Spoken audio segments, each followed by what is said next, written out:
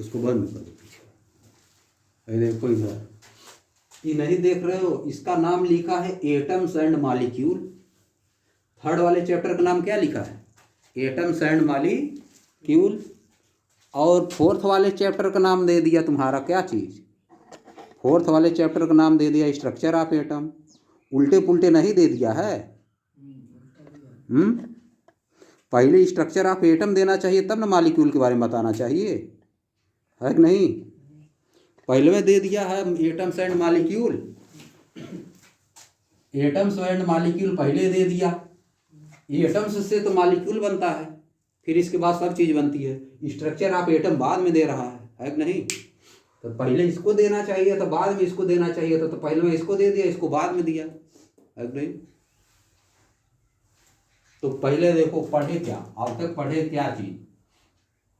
पढ़े कि कोई सब्सटेंस मान लो है, या मान लो कोई सब्सटेंस है, मान लो ना कोई है, ये क्या है? सब्सटेंस है। इसको डिवाइड करते जाओ, इसको डिवाइड करते जाओ, इसको डिवाइड करो, इसे डिवाइड करते जाओ, एकदम छोट छोट बनाते जाओ। जो सबसे छोट बन जाएगा उसको क्या बोलोगे? उसको बोलोगे एटम। सबसे छोटा जो बन जाएगा उसको क्या बोलते हो? एटम, यानी इंडिविजुअल पार्टिकल। कौन बोला था ये? पहले महर्षि कणाद, इसी को बोले थे परमाणु। इसी को क्या बोले थे? परमाणु। स्मॉलेस्ट पार्टिकल, स्मॉलेस्ट पार्टिकल क्या होता है? परमाणु। फिर उसी को जाल डांटल क्या बोल दिए? एटम्स बोल दिए। एटम मतलब क्या होता है? एटम अगर लिखा है कहीं, इसका मतलब होता है इंडिविजुअल। एटम्स मतलब इंडिविजुअल। किसके अनुसार? महर्षि कणाद के अनुसार ही परमाणु है। महर्षि कणाद के अनुसार क्या है? परमाणु। महर्षि कणाद इसको परमाणु बोले थे, वो भी बोले थे कि यह इंडिविजुअल है। परमाणु क्या है? Individual. Smallest piece of a substance, smallest piece of a substance is परमाणु। कौन बोला था? महर्षि कणाद। अब उसी को नाम दिए थे जाल डाल्टन एटम। जो परमाणु था उसी को क्या नाम हो गया बाद में? एटम नाम दिए। तो वो भी बोले कि ये क्या है? इंडिविजुअल है, एटम इंडिविजुअल है। लेकिन ये गलत हो गया, क्योंकि एटम डिविजिबल है। एटम इलेक्ट्रॉन प्रोटॉन न्यूट्रॉन से मिलकर बना हुआ, इसलिए सब गलत हो गया। समझिए बात। अब देखो, एटम से जब इंडिविजिबल है तो बहुत से एटम की खोज हुई, बहुत से एटम्स की खोज हुई। शुरुआत में उनका नाम जहाँ से खोजा जा रहा था उसके नाम पे रखा गया, उसी हिसाब से रखा गया ना। फिर बाद में क्या किया गया? उनके नाम के हिसाब से, नाम का पहला लेटर, नाम के पहला लेटर से रख दिया गया। मान लो जैसे हाइड्रोजन है, किसी भी एटम का नाम उसके नाम से पहले लेटर से या तो रख दिया जाता था, या तो पहला और दूसरा ले लिया जाता था, या तो पहला लेके कोई और भी ले लिया जाता था, या तो उस एलिमेंट के नाम के लैटिन नाम से लिया जाता था, लैटिन नाम, या कोई और नाम, समझ गए, और किसी लैंग्वेज के नाम से, उस तरह से रिप्रेजेंट किया गया। तो फिर तुमको पढ़ना क्या? वो सब तो पुरानी बात। और फिर आगे बहुत लोग आए, उनको जानने दो, हमको जितना काम है उसको पढ़ना है। मॉडर्न एटॉमिक थियरीज पढ़ना है। मॉडर्न एटॉमिक थियरी क्या है, दोनों चैप्टर में क्या मेन चीज है, क्या तुमको याद करके चलना, वही बता दें। समझिए, मॉडर्न एटॉमिक थियरी बोली कि एटम्स जो है सबसे छोटा पार्टिकल नहीं है। किसी भी सब्सटेंस का सबसे छोटा पार्टिकल एटम नहीं है। सबसे छोटा पार्टिकल एटम के अंदर होता है। एटम के अंदर क्या होता है? इलेक्ट्रॉन, प्रोटॉन और न्यूट्रॉन होता है। मॉडर्न एटॉमिक थ्योरी बोलती है कि कोई भी एटम किससे मिलकर बना है? प्रोटॉन, इलेक्ट्रॉन और न्यूट्रॉन से बन के बना है। और किसी भी एटम का स्ट्रक्चर मॉडर्न एटॉमिक थ्योरी इस तरह बताई, किसी भी एटम का स्ट्रक्चर इस तरह से बताई। क्या बताई? कि कोई भी जो है एटम जो होता है उसमें एक न्यूक्लियस होता है।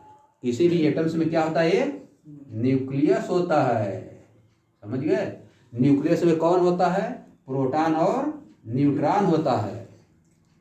और किसी भी एटम में सेल्स होती हैं। किसी भी एटम में क्या होती हैं? सेल्स होती हैं। और सेल्स को नाम दिया, मॉडर्न एटॉमिक थ्योरी सेल्स को क्या नाम दी? सबसे फर्स्ट वाले सेल्स को नाम दी के, इसको नाम दी के। उसके बाद वाले सेल्स को नाम दी एल, उसके बाद वाले सेल्स को नाम दी एम, और उसके बाद वाले सेल्स को नाम दी एन। ऐसे वो नाम देती गई, समझिए, एटम्स के हिसाब से। मॉडर्न एटॉमिक थ्योरी क्या कहती है? मॉडर्न एटॉमिक थ्योरी कहती है कि एटम जो है प्रोटॉन, इलेक्ट्रॉन और न्यूट्रॉन से मिलके बना हुआ है। प्रोटॉन और न्यूट्रॉन न्यूक्लियस में रहते हैं, किसी भी एटम का एक न्यूक्लियस होता है, प्रोटॉन और न्यूट्रॉन न्यूक्लियस में रहते हैं, समझिए। और इलेक्ट्रॉन इस न्यूक्लियस के चारों तरफ क्या करता है? रिवॉल्व करता है। इलेक्ट्रॉन इस न्यूक्लियस के चारों तरफ रिवॉल्व करता है। याद करो, मॉडर्न एटॉमिक थ्योरी क्या कहती है? मॉडर्न एटॉमिक थ्योरी कहती है कि एटम एक डिविजिबल पार्टिकल है। एटम प्रोटॉन, इलेक्ट्रॉन और न्यूट्रॉन से मिलके बना हुआ है। प्रोटॉन और न्यूट्रॉन एटम्स के न्यूक्लियस में रहते हैं और इलेक्ट्रॉन इसके चारों तरफ चक्कर लगाता है, रिवॉल्व करता है, समझ गए बात? अब फिर इसी के हिसाब से एटम, बहुत से एटम एलिमेंट की खोज हुई। बहुत से एलिमेंट, मॉडर्न एटॉमिक थ्योरी में बहुत एलिमेंट्स की खोज हुई। पहले से बहुत एलिमेंट्स की खोज थी और कुछ एलिमेंट्स की खोज भी हुई, समझिए। जैसे पहला तुम्हारा हो गया हाइड्रोजन। पहला क्या हो गया? Hydrogen.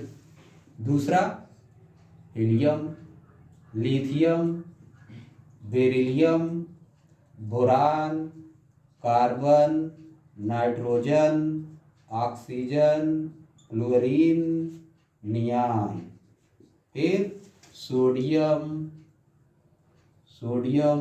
Magnesium, aluminium, silicon, phosphorus, sulphur, chlorine, argon, potassium, calcium, scandium, titanium, vanadium, chromium, फिर मैग्नीज, फिर लोहा, कोबाल्ट, निकिल, कॉपर, जिंक। ये 30 तक हो गया और बहुत है, और बहुत तुमको 30 तक पढ़ना है, समझिए बात। 30 तक का तुमको इलेक्ट्रॉनिक कॉन्फ़िगरेशन पता रहना चाहिए, एटॉमिक नंबर सब याद रहना चाहिए। या देखो कितना हुआ? 10, 11, 12, 13, 14, 15, 16, 17, 18, 19, 20, 21, 22, 23, 24, 25, 26, 27, 28, 29 और 30, समझिए। ये हो गया, याद कर लो इसको। Hydrogen, helium, lithium, beryllium, boron, carbon, nitrogen, oxygen, fluorine, neon, sodium, magnesium, aluminium, silicon, phosphorus, sulphur, chlorine, argon, potassium, calcium, scandium, titanium, vanadium, chromium, manganese, ये क्या है? लोहा, iron, cobalt, nickel, copper, zinc, समझ गए। इन सब का खोज हुई। 118 तक के एलिमेंट का खोज हुआ है। 118 तक। बहुत बार एक एक्टिव होता है, फिर उसको बदल दिया जाता, कहा जाता कि गलत हो गया, गलत खोज हो गई, सही नहीं है, समझ गए। 119 का कभी खोज होगा तो बहुत लोग फिर कहेंगे गड़बड़ है, एलिमेंट कोई नहीं है, समझिए। ऐसे चलता रहता है। 118 तक खोज हुई। तो ये सब जितना एटम है, मॉडर्न एटॉमिक थ्योरी क्या कहती है? सभी एटम्स जो है किससे बने हुए हैं? एटम किससे बना हुआ? हाइड्रोजन किससे बना हुआ है? प्रोटॉन, इलेक्ट्रॉन और न्यूट्रॉन से मिलकर बना हुआ है। हीलियम किससे बना है? प्रोटॉन, इलेक्ट्रॉन और न्यूट्रॉन से। लिथियम किससे बना है? प्रोटॉन, इलेक्ट्रॉन और न्यूट्रॉन से। मॉडर्न एटॉमिक थ्योरी क्या कहती है? मॉडर्न एटॉमिक थ्योरी कहती है कोई भी एटम्स न्यूक्लियस से मिलके बनता है। कोई भी एटम किससे मिलकर बनता है? Nucleus, NEUCLUS, nucleus. और न्यूक्लियस में कौन रहता है? प्रोटॉन और न्यूट्रॉन रहता है। और इलेक्ट्रॉन न्यूक्लियस के चारों तरफ चक्कर लगाता है। सब में इलेक्ट्रॉन, प्रोटॉन, न्यूट्रॉनों की संख्या अलग अलग होती है। सभी एटम्स में इलेक्ट्रॉन, प्रोटॉन और न्यूट्रॉनों की संख्या अलग अलग होती है। प्रोटॉनों की संख्या बराबर इलेक्ट्रॉनों की संख्या बराबर होती है। देखो यह कोई भी अगर यह यक्स है तो यहाँ पे जो लिखा रहेगा वो क्या रहेगा? प्रोटॉनों की संख्या। यहाँ पे क्या रहेगा? प्रोटॉनों की संख्या, या उसी को क्या बोला जाता है? Atomic number. Atomic number equal to प्रोटॉनों की संख्या इक्वल टू इलेक्ट्रॉनों की संख्या। किसी भी न्यूट्रल एटम में जिस पे प्लस माइनस नहीं, उसके लिए बता रहा हूँ, जिस पे प्लस माइनस नहीं लिखा हुआ है उसमें प्रोटॉनों की संख्या, न्यूट्रॉनों की संख्या, इलेक्ट्रॉनों की संख्या। प्रोटॉनों की संख्या और इलेक्ट्रॉनों की संख्या हमेशा कितना रहेगी? बराबर। न्यूट्रॉन को छोड़ दो। प्रोटॉन और इलेक्ट्रॉन की संख्या हमेशा क्या रहेगी? बराबर। वही प्रोटॉनों की संख्या क्या होती है? Atomic number. प्रोटॉनों की संख्या क्या होती है? Atomic number. और प्रोटॉन और न्यूट्रॉन जोड़ दोगे तो क्या होता है, एटॉमिक मास। मान लो किसी एटम को हम एक्स से रिप्रेजेंट किए, किसी भी एटम को एक्स से रिप्रेजेंट किए, तो यहाँ पे क्या होता है, एटॉमिक नंबर होता है। यहाँ पे क्या होता है, एटॉमिक नंबर। और यहाँ पे क्या लिखा जाता है, atomic mass. Atomic mass, atomic mass equal to क्या होता है, proton plus neutron. Atomic mass equal to proton plus neutron. यही इक्वल टू लगभग क्या होता है, एटॉमिक वेट। ये किसके इक्वल होता है, एटॉमिक वेट के इक्वल होता है। समझ गए बात। और एटॉमिक नंबर हमेशा प्रोटॉनों की संख्या के इक्वल होता है। अगर उस पर कोई चार्ज नहीं है, प्लस माइनस चार्ज इस पर नहीं है, तब कितना, किसके इक्वल होगा ये, प्रोटॉनों की संख्या। प्रोटॉनों की number of proton, number of proton के इक्वल हो जाएगा ये, बात समझे। और यही लगभग नंबर ऑफ इलेक्ट्रॉन भी होता है। अगर एटम न्यूट्रल है, तब न्यूट्रल मतलब ना तो उस पर प्लस है ना तो उस पर माइनस है, तब इलेक्ट्रॉनों की संख्या, प्रोटॉनों की संख्या सब आपस में, और एटॉमिक नंबर इलेक्ट्रॉनों की संख्या और प्रोटॉनों की संख्या, इलेक्ट्रॉनों की संख्या, एटॉमिक नंबर और प्रोटॉनों की संख्या आपस में क्या होती है, इक्वल। समझिए बात। आप देखो इधर, अब इसी बात को ये बनाए, इसी बात को बनाए, उसी से इलेक्ट्रॉनिक कॉन्फ़िगरेशन आ गया है बोर-बरी के नियम से। है देखो, हाइड्रोजन को बनाना है, अगर हाइड्रोजन को बनाना है तो इसको ऐसे लिखा जाता है 1H1। इसका जब बनाओगे, यानी अगर तुमको देखो P plus N equal to क्या होता है, atomic mass. P plus N equal to क्या होता है, एटॉमिक मास ना। प्रोटॉन प्लस न्यूट्रॉनों की संख्या बराबर एटॉमिक मास है। देखो हाइड्रोजन है, या देखो हाइड्रोजन है, यहाँ प्रोटॉन, यहाँ पर न्यूट्रॉन, यह समझिए बात। प्रोटॉनों की संख्या कितना है, 1। प्रोटॉनों की संख्या कितना है, 1। अब इलेक्ट्रॉनों की संख्या कितना है, हाइड्रोजन में इलेक्ट्रॉनों की संख्या कितना है, 1। प्रोटॉनों की संख्या इलेक्ट्रॉनों की संख्या बराबर होती है, 1 हो गया। अब बताओ न्यूट्रॉनों की संख्या कितना होगी, एटॉमिक नंबर भी इसका 1 है, न्यूट्रॉनों की संख्या कितना होगी, यह इक्वल टू होता है P प्लस एन। यह इक्वल टू क्या होता है, P प्लस एन होता है ना। और यह किसके है, P और E के इक्वल होता है। बात समझो, या P या E के इक्वल होगा नीचे वाला एटॉमिक नंबर, और ऊपर वाला प्रोटॉन प्लस न्यूट्रॉन के इक्वल होगा। यानी proton plus neutron equal to atomic mass, proton plus neutron equal to atomic mass. है देखो P plus N equal to atomic mass होगा ना हाइड्रोजन के लिए। देखो इधर, यानी P plus N equal to atomic mass इसका कितना है, 1। P plus N equal to 1 हो गया। है देखो P का 1 है, 1 plus N equal to N, यानी एन इक्वल टू कितना हो गया, 1 माइनस 1, यानी एन इक्वल टू 0। हाइड्रोजन में कितना न्यूट्रॉन होता है, 0। देखो हाइड्रोजन में प्रोटॉनों की संख्या 1 होती है, हाइड्रोजन में इलेक्ट्रॉन 1 होता है, लेकिन न्यूट्रॉन कितना होता है, 0। बात समझे कि नहीं समझे। आप देखो इसी तरह से हीलियम का, हीलियम का इधर देखो, हीलियम को जब बनाओगे इधर देखो, हीलियम है यहाँ, हीलियम को बना रहे हैं। देखो हीलियम को जानते हो 2He4 होता है, जान रहे हो ना। एटॉमिक नंबर 4, एटॉमिक मास 4 और एटॉमिक नंबर 2। और एटॉमिक नंबर किसके इक्वल होता है, प्रोटॉनों की संख्या के इक्वल होता है। एटॉमिक नंबर किसके इक्वल होता है, प्रोटॉनों की संख्या के इक्वल होता है। देखो प्रोटॉन इसमें कितना हो जाएगा, 2। प्रोटॉन इसमें कितना होगा, 2। फिर न्यूट्रॉन कितना हो जाएगा, 4 माइनस 2 होगा कि नहीं। P plus N equal to 4, P plus N equal to 4, और P 2 है, 2 प्लस एन इक्वल टू 4, यानी एन इक्वल टू 2 आ गया। न्यूट्रॉन कितना हो गया, 2। और इलेक्ट्रॉनों की संख्या इसमें कितना है, 2 है। यही तो इलेक्ट्रॉन की संख्या को इक्वल होता है, नीचे वाला इलेक्ट्रॉनों की संख्या 2। या देखो बन गया हीलियम, समझ गया। अब देखो इसमें एक ही होता है, इसी चीज को जो इस तरह से लिखा गया है उसी को ऐसे लिखा जाता है। हाइड्रोजन को ऐसे 1 लिख दिया जाता है, एक है के सेल, इसमें केवल एक ही सेल है, क्या नाम उसका है, के। और दूसरा रहता है उसको क्या लिखते हैं, तीसरा रहता है उसको क्या लिखते, यम। चौथा रहता है उसको क्या लिखते, यन। ऐसे लिखते चले जाते। इसमें एक ही सेल है, ऐसे लिख दे रहे के एल यम, यन ऐसे लिख दे रहे। इसमें एक ही है, तो इसके के सेल में केवल एक इलेक्ट्रॉन है हाइड्रोजन की, और हीलियम के वाले सेल में कितना इलेक्ट्रॉन है, 2। बात समझ गए।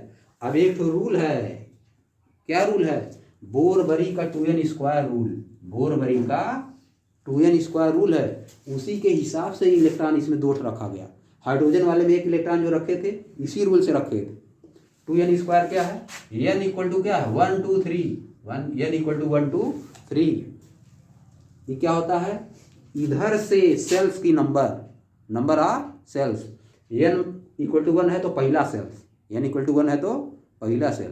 किसी भी सेल में नंबर ऑफ इलेक्ट्रॉन कितना होते हैं 2n², जहाँ पे n क्या है, यहाँ से न्यूक्लियस से शुरू करके सेल्स का नंबर है, सेल्स का नंबर है। पहला वाला सेल के हो गया, के है तो 1, और l है तो 2, l है तो n इक्वल टू 2, m आ जाएगा तो तब n इक्वल टू 3।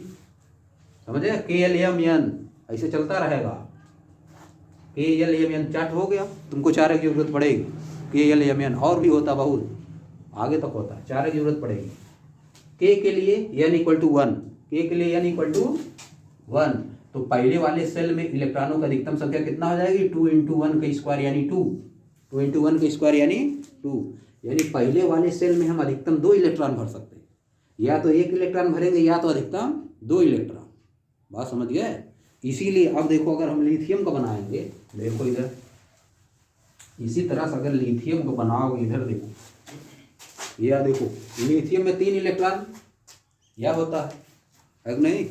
लिथियम का जब स्ट्रक्चर बनाओगे तो ये देख लिखोगे, यहाँ पहले न्यूक्लियस बनाओगे, क्या लिखोगे, न्यूक्लियस प्रोटॉन न्यूट्रॉन लिख दिए।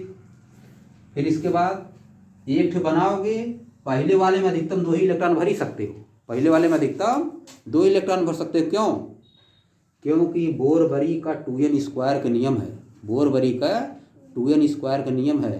किसी भी एटम्स में इलेक्ट्रॉन को कैसे भरा जाता उसका नियम है।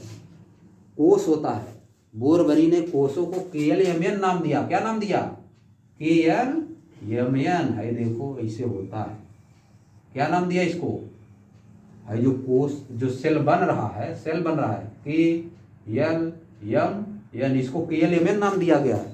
समझिए, एटम्स में सेल को क्या नाम दिया गया, KLMN। अब इसमें इलेक्ट्रॉनों को भरने का रूल है, इलेक्ट्रॉनों को भरने का रूल है कि पहले वाले में अधिकतम 2 ही इलेक्ट्रॉन भर सकते हैं।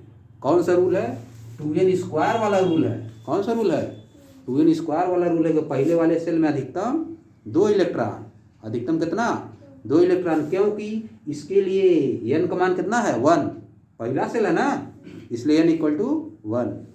तो इसी से लिखा दिया जाता है 2 × 1 का स्क्वायर। इसमें अधिकतम 2 हो सकता है, या तो 2 होगा या तो 2 से कम।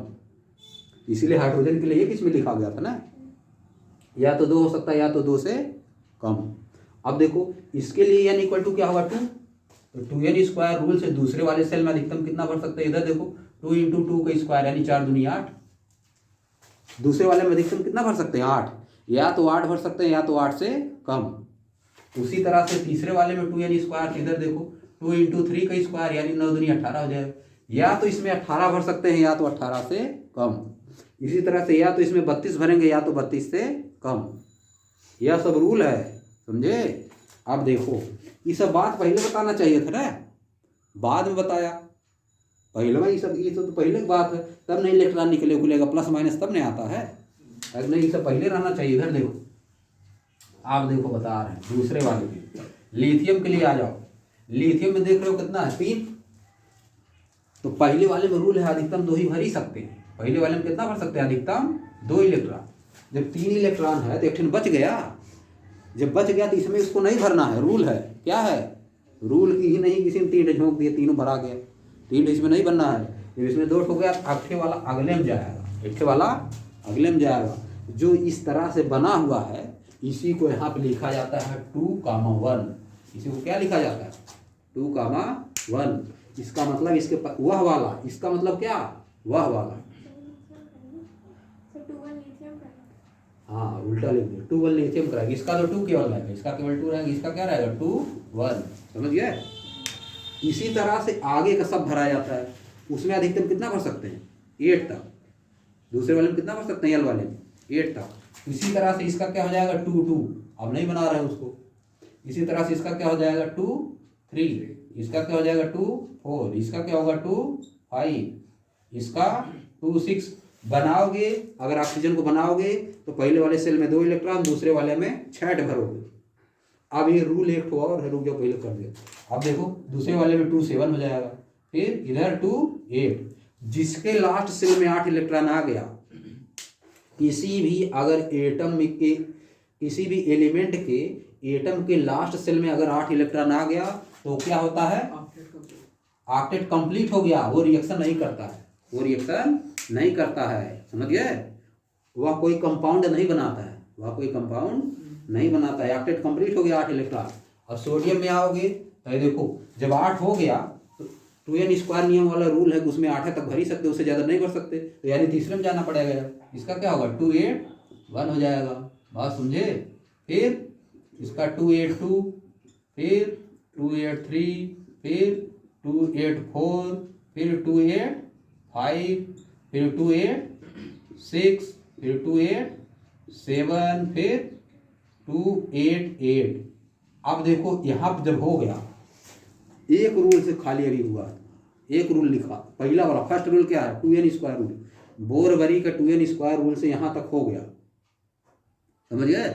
यहाँ तक कर ले जाओगे, वहाँ से लेके यहाँ तक 2n² रूल से कर ले जाओगे। अब लेकिन तुम सोच रहे हो कि इसमें 18 भरें, कोई सोचेगा ना 2n² रूल है तो उसमें 18 भरना चाहिए, लेकिन यही गड़बड़ा जाता है काम, यही गड़बड़ा जाता है। क्योंकि जब यहाँ पहुँचते हैं तो इसका होता है 2 8 8 1, 2 8 8 1। क्यों होता है? फिर एक रूल आ जाता है, पहले रूल को काट देगा। जो 2n² वाला रूल है उसको क्या करेगा? काट देगा। बोरबरी का 2n² नियम फर्स्ट वाला है, किसी भी सेल में इलेक्ट्रॉनों की अधिकतम संख्या, अधिकतम नंबर कितना हो सकता है? 2n²। उसी हिसाब से यहाँ पे 18 तक न ले जाना चाहिए था। हम इसमें गए तो 19 में 2 8 8 1 क्यों लिख दिए? है नहीं? इसको 9 10 करना चाहिए, आगे बढ़ाना चाहिए ना, नहीं बढ़ाएंगे लेकिन, क्योंकि रूल है। क्योंकि क्या है? रूल है। अगला रूल है कि एटॉमिक नंबर 18 के बाद, after the atomic number 18, after the atomic number 18, after the atomic number 18, there will be more than 8 electron in m cells. There will be more than 8 electron in m cells. Only when, केवल तब, only when मतलब केवल तब, कब? जब इसमें 2 electron हो जाएंगे तब, जब इसमें 2 इलेक्ट्रॉन हो जाएंगे तब। तो रूल हो गया यहाँ पे। अगला वाला क्या हो जाएगा? 2 8 8 2। अब देखो यहाँ पे क्या रूल आया? अभी को तुम क्या रूल पढ़े? अभी को पढ़े कि after the atomic number 18, after the atomic number 18, there will be more than 8 electron in shell third, in shell third, if there is 2 electron in outermost shell, there is 2 electron in outermost shell. याद करो इसको, after the atomic number 18, after the atomic number 18, there will be more than 2 electron in m cells. After the atomic number 18, there will be more than 8 electron in m cells only when there are 2 electron in outermost cell. जब इसमें 2 हो जाएंगे तभी इसमें 8 से ज़्यादा होगा, तभी इसमें 8 से ज़्यादा होगा। अब देखो 2 8 8 2 हो गया, अब 2 हो गए, 2 हो गए ना। अब जब 2 हो गए तब इसमें लाओगे, ये रूल हो गए। अब देखो इसका क्या हो जाएगा? 2 8 9 2। अब इसमें भरोगे जब 2 हो गया तब, जब 2 हो जाएगा तब इसमें भरोगे 2 8 9 2। अब इसको जब 2 इसमें हो गया, अब इसको 18 तक पूरा करोगे, 18 तक इसको पूरा करोगे। अब पहला वाला रूल लग जाएगा, पहला वाला रूल लग जाएगा। जब इसमें 2 हो जाएगा तब ये क्या हो जाएगा? 2 8 10 2। समझिए? फिर आ जाओ आगे, 2 8 10 2 के बाद आप देखो इधर, अब उसी तरह से बना सकते हो सबको जैसे 3 बनाए थे, समझ गए? अब देखो इसका क्या होगा? 2 8 क्या लिखोगे? 11 2, फिर समझिए फिर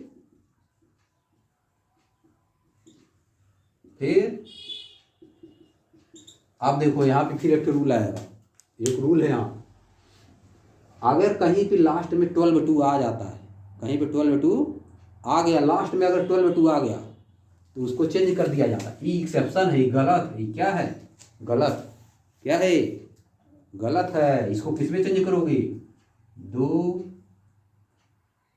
8 13 1 हो जाएगा, यह सही है, ये एक्सेप्शन है, इसको याद करना पड़ेगा। अगर लास्ट में 12/2 कहीं भी आ गया तो उसको किस में चेंज कर दोगे, 13/1 में। 12/2 किस में चेंज करते हैं, 13/1 में। अब इसके बाद उसी हिसाब से चलेगा, 13/2 14/2,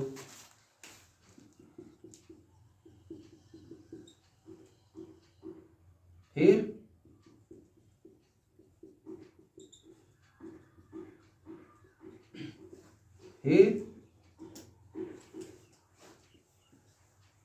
बात समझे। 31 का करना रहे तो अब उसमें 3 ले जाओगे, अब नियम पूरा हो गया ना। अगर 31 का करना है तो 18 के बाद उसमें 3 जाएगा, 8 तक जाएगा, 8 तक जाएगा तो फिर यही वाला रूल लग जाएगा, यहाँ वाला, बात समझे। 8 तक जाएगा फिर यहाँ वाला रूल लग जाएगा, फिर 2 ले जाना पड़ेगा, 2 तक लास्ट वाले में करना पड़ेगा, इसे चलता रहेगा। हाँ, फिर उसमें 32 तक जाएगा। अब देखो, अब एक तो और है, 15/2, समझ गए, ये सब समझ रहे हो कि नहीं बताओ। 15/2 का रूल है, चेंज कर दिया जाता है इसको। 11/3 नहीं कर सकते।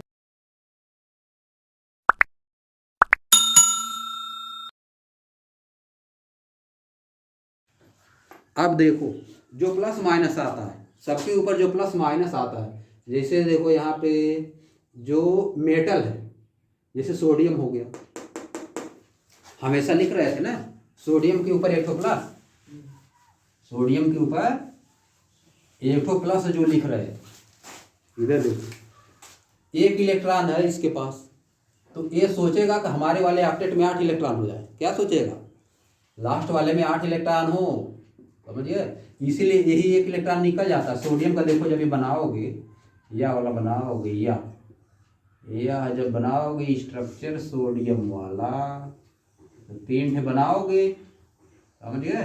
लास्ट वाले में 1 इलेक्ट्रॉन, इसमें 8, 1 2 3 4 5 6 7 8, इसमें 2, या जब बनाते हो इससे बढ़ा रहता है, यहाँ प्रोटॉन, यहाँ न्यूट्रॉन। प्रोटॉन कितना होगा इसमें, 11, न्यूट्रॉन कितना होगा, 23, 12 होगा, न्यूट्रॉन कितना होगा, 12। बात समझ पाए। इलेक्ट्रॉनों की संख्या इसमें कितना है, 11, प्रोटॉनों की संख्या कितना, 11, न्यूट्रॉनों की संख्या कितना है, 12। कहाँ, हाँ, यहाँ पर 11 रहेगा। इधर देखो, अब देखो, इसमें न्यूट्रॉन की संख्या ज़्यादा होगी, प्रोटॉन प्लस न्यूट्रॉन जोड़ देते हो एटॉमिक मास आ जाता है, इसीलिए इसका मास 23 होता है। इसका एटॉमिक मास कितना होता है, 23। अब देखो, यह जो 1 इलेक्ट्रॉन है ये निकलेगा, ये सोचेगा कि हम निकल जाएं। 8 इलेक्ट्रॉन जब हो जाता है तो स्टेबल हो जाता है। किसी भी सेल में लास्ट वाले में जब 8 इलेक्ट्रॉन हो जाता है तो क्या हो जाता है, स्टेबल। इसीलिए इसको निकालने के लिए सोचेगा, अब निकल जाएगा, इसी में से ये इलेक्ट्रॉन निकल जाता है, समझ गए। तो क्या होता है, बन जाता है Na+। जब 1 इलेक्ट्रॉन निकलता है क्या बनता है, Na+। जिसमें जो भी मेटल रहेगा, जिसमें लास्ट में 1 इलेक्ट्रॉन है, उसके ऊपर एक प्लस आएगा, समझिए। अब जिसमें जैसे क्लोरीन है, देखो क्लोरीन का 287 है, क्लोरीन का क्या है 287, तो इसके लास्ट वाले में 7 इलेक्ट्रॉन रहेगा, तो 1 इलेक्ट्रॉन सोचेगा ले, 1 इलेक्ट्रॉन क्या करेगा, लेने के लिए सोचेगा, कोई 7 तो देगा नहीं ना, सोचेगा 1 आ जाए, पूरा हो जाए। तो इस पर क्या आ जाता है, 1 माइनस आ जाता है, इसीलिए यहाँ पे 7 इलेक्ट्रॉन है, इसीलिए 1 इलेक्ट्रॉन ले लिया, इसीलिए इस पर क्या आ जाता है, माइनस आ जाता है। अब देखो Na+ है, यहाँ पे Cl-, अगर दोनों को मिला देते हैं तो NaCl बन जाता है, NaCl बन जाता है। इसी तरह से सब जो प्लस माइनस आया हुआ अब तक जितना पढ़े हो, जितने में प्लस माइनस आया है सब इसी तरह से आया।